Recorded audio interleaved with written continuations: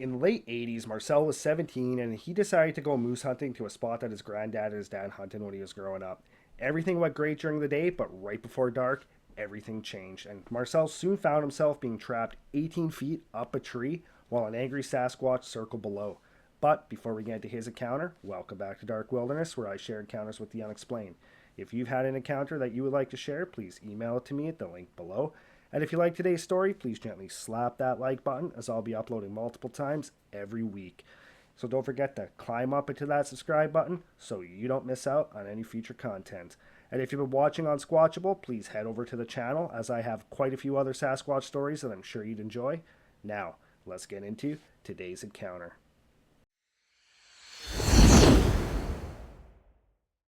Today's encounter comes from Marcel, and it happened in the late 80s when he was 17. Marcel was living with his parents, his 19-year-old brother, and his two younger sisters up in Easterville, Manitoba. Easterville's located about 400 kilometers northwest of Winnipeg, right at the northern shore of Lake Winnipegosis. Now, Marcel's family was going through a little bit of a rough time at this point of his life. His father had got injured and was unable to work, and he actually needed surgery, so his mom and his dad actually had to travel to Winnipeg for his dad to have the surgery. When they left his older brother in charge of Marcel and his two younger siblings, and Marcel kind of wanted to use this as an opportunity to show that he could help support the family.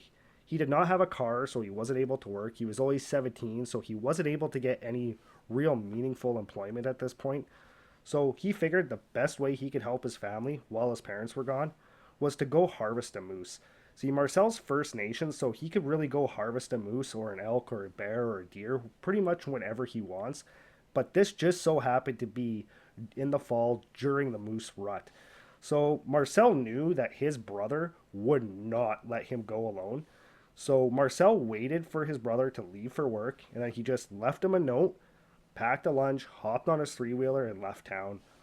Where Marcel was going was actually a spot that his grandfather and his dad had hunted well before he was ever born.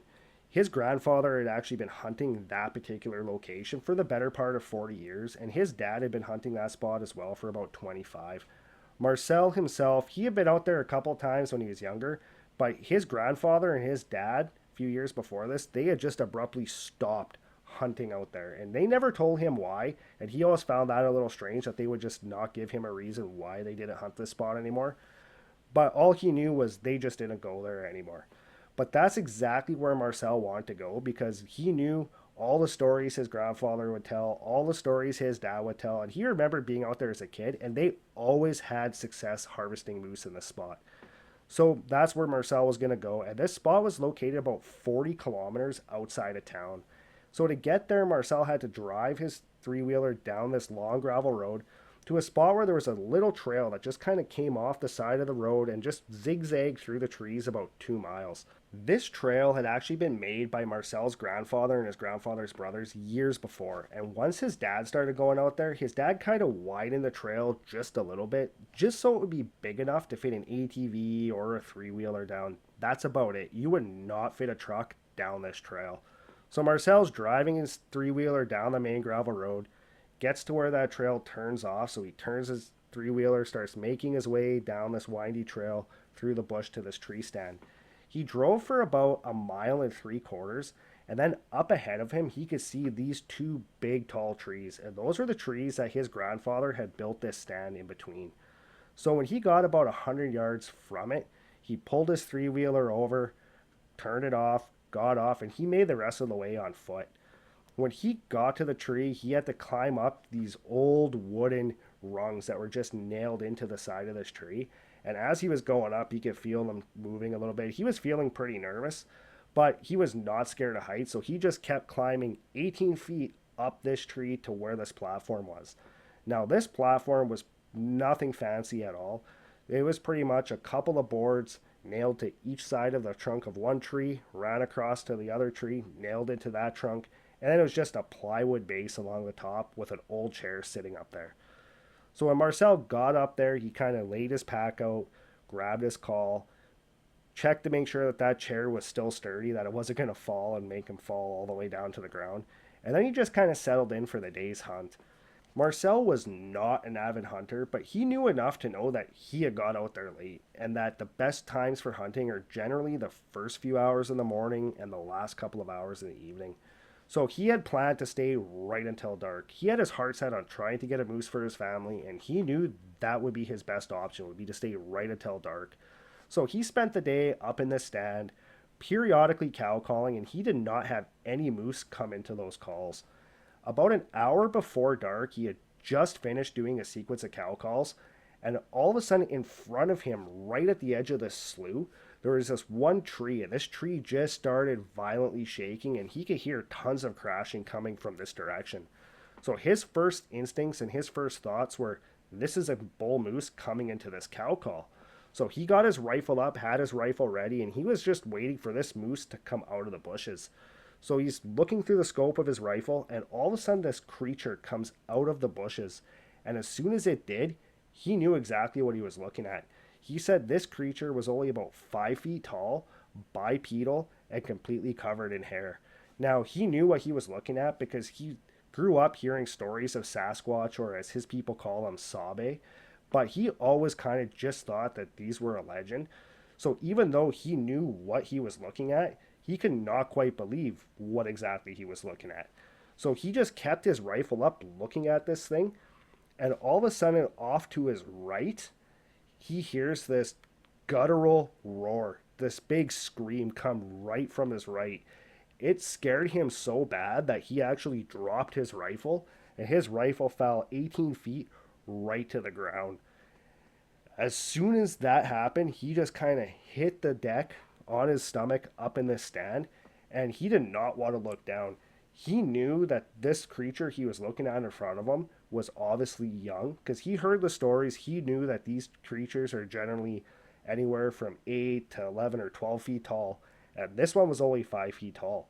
So he knew that was a young one. So he knew that this roar, this scream that came from his right, was definitely one of the parents, most likely the mother.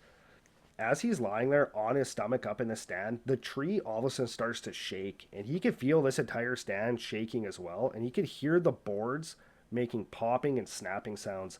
He thought for sure this stand was just going to break, and he was going to fall 18 feet to the ground and then get attacked by this Mother Sasquatch. So he was just lying on his stomach, and he said he was screaming the entire time. He kept screaming, I'm sorry, leave me alone.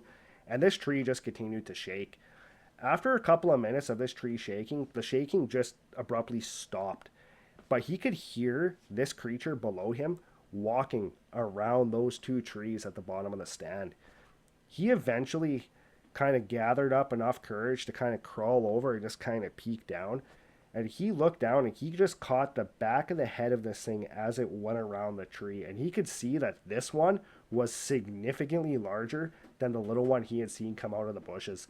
This one was about 11 feet tall, way bigger build, same dark hair though, and it was just pacing all around the base of these trees. Marcel started to think, how is he going to get out of here? He started thinking, well, my three-wheeler is only 100 yards away. But at the same time, he was thinking, well, if I climb down from here, there's no way I'm going to run from this tree all the way to my three-wheeler without this thing getting me. He knew at this point his best chances were to stay up in this tree and just kind of wait for this creature to leave the area. So he stayed up there for a few hours, and he could just hear this thing walking around the base of these two trees. Every once in a while, he would gather enough courage and he would kind of slowly peek over the edge. And every single time he did that, this creature would stop, it would turn, and it would look up at him. And when it would look up at him, it would just let out this low growl. And as soon as it would do that, he would quickly slide back over so that this creature couldn't see him and he could not see it. And then this thing would start pacing around the trees again. He sat there pretty much all night, and at one point, it sounded like the creature had started to leave. So he waited for about another 15-20 minutes, and now he figured, okay, good, this thing's gone.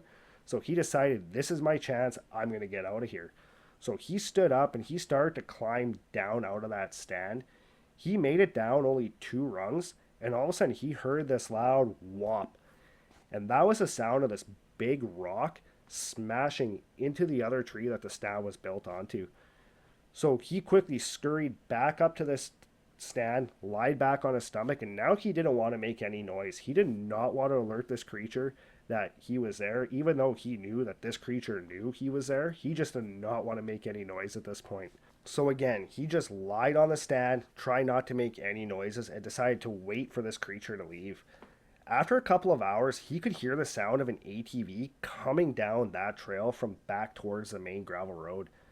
When he heard that, he heard another sound off in front of the stand, and he said this sound sounded like an owl hooting.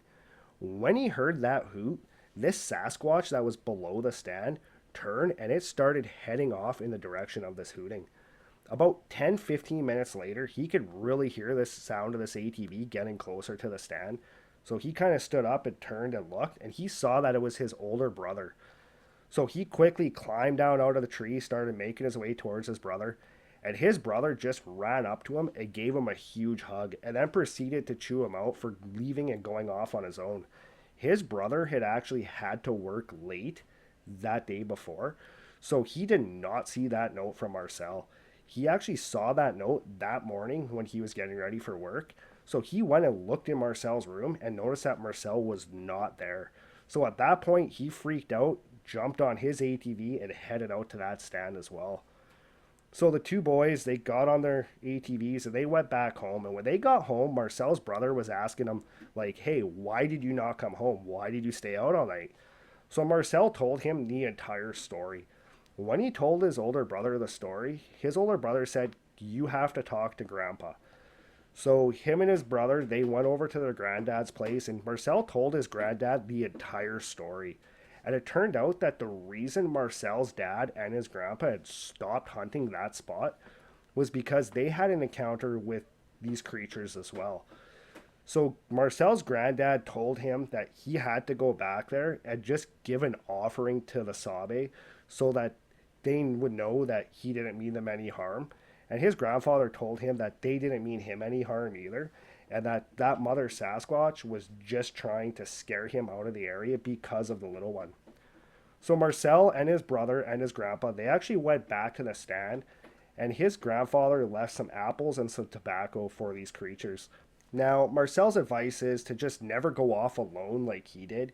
He also said that he doesn't believe that majority of these creatures mean people harm, but he also thinks that in the right circumstances that they can and will harm people. He doesn't think that this Mother Sasquatch really wanted to harm him. He says that if she did, he has no doubt at all that she could have knocked this tree over, made him fall, and then he just would never have been found. So again, he just recommends not to go off alone. And he says if you do, for sure, make sure somebody knows that you're going and knows when you're going to be home so that you're not stuck in a situation like him where you're going to be off in the middle of nowhere overnight all by yourself.